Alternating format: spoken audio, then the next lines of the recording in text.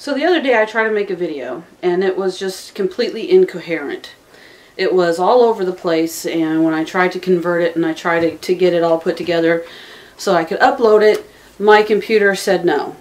So I think it was a sign that was supposed to wait it out, think about what I was trying to say, and then try again.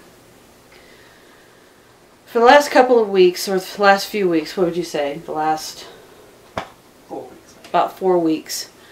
My emotions have been all over the place. And it's like the closer that I get to Halloween, for whatever this year, the closer I get to Halloween, like the more fucked up everything seems to be feeling on the inside. And the gang is feeling a little weird, and I'm feeling a little weird, and it's like I can't really express what the emotions are, or until tonight. And driving on the way home, driving home, I had this sudden reality, like this punch in the gut, and this sudden realization, and it's not even close to being rational. Not even close. Like, here's me over here, and rational's over there, okay? And it's like I can't even pull this together why I would even feel this way.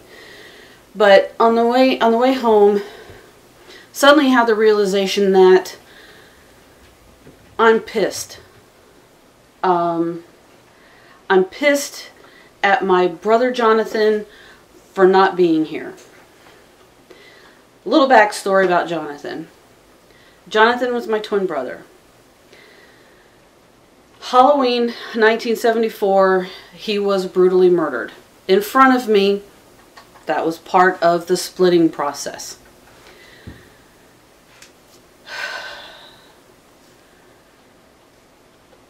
Suddenly, well, a little bit more backstory. Completely blocked him out of my mind. Completely. From 5 years old till 21. Didn't have a single thought about him. Periodically I would have a dream about a kid, like a little boy, but I couldn't really see his face. Which, later on, symbolic.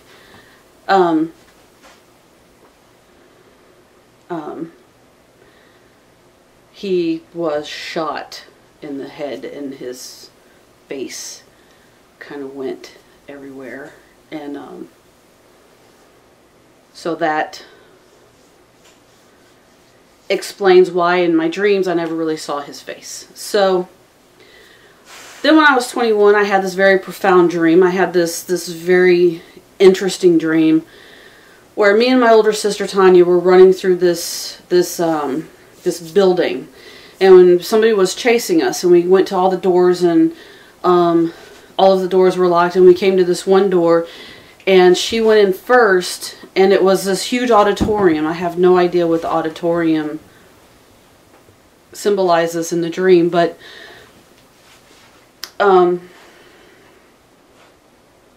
sorry, my stomach has been a little upset this evening. But anyway, so we get into this room, and I turn around to close the door to the auditorium, and my sister is at the bottom of the stairs. It's like a auditorium that's up high, and it kind of, what is it called? Stadium seating, yeah. And she's at the bottom on the other end, ready to go out this door, and I still hear the people coming behind us. And so I close the door and I run down with her, and we both burst into this room, and there's this tiny room, like this kind of room. And there's this little boy sitting on this cot with this lady, and he's wearing this black robe, and he's holding a rose, and he's crying. He's been visibly crying. And she looks at me and she said, it's all just images in the glass. And I didn't really understand at first, and then we heard the people coming behind us, and Tanya opened the door at the other side of this room, and it was this huge balcony, and we walk out, the sun rises, we're on this balcony, and I wake up. When I wake up, I walk into the living room, and all of a sudden I am physically crippled with memories. I mean, it was, I don't know if any of you have had this experience where the memories were just like boulders just coming down and just repeatedly just pummeling you. And I got all of the memories of Jonathan that I had ever repressed, including the night that he died. Okay. So from 21 to 30, I think it was, I kind of dealt with denial and understanding, and denial and understanding, and denial and understanding, and I kept going back and forth. It's like, how could any of this be real if there really is no proof that it's real, that it ever happened? I just have scars on my body and these memories. And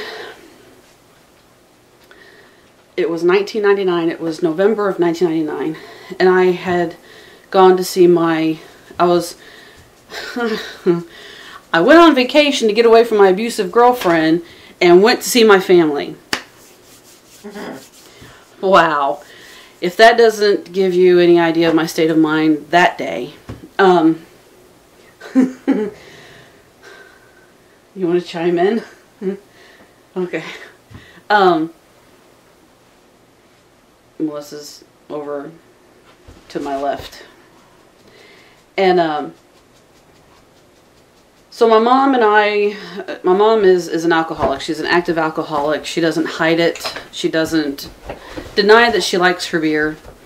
So we're sitting in a bar, and she looked at me and she said, "There's nothing I can do to change what happened, and I'm sorry for what happened." And she slid this little plastic baggie over to me.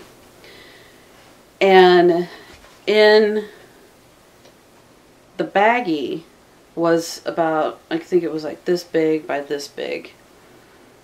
It was a little black cloth. And she told me that that was a piece of the robe that he had been wearing the night that he died. And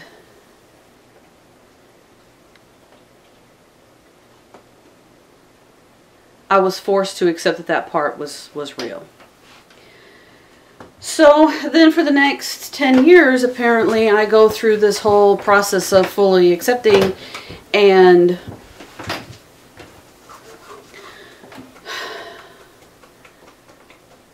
so I've gone through 2 of the steps of grief, and now apparently I'm up to pissed off, and there's just no rationality to it. There's no rationality to being pissed off at a little boy who had no control over what was about to happen to him. But I'm so pissed off that he left, that he was taken from me, and that, you know, for 35 years I had to deal with this bullshit by myself, and I have such trouble letting anybody into my life so they can help me carry this burden. And it's like, I don't even like giving a little piece of it to Melissa, because I know exactly how heavy this is and how emotionally demanding carrying this stuff around is. And it sucks. It fucking sucks. And I'm dealing with it all the time these days, and I just can't stop thinking about it, and I can't stop dealing with it. And God, I just want it to fucking stop.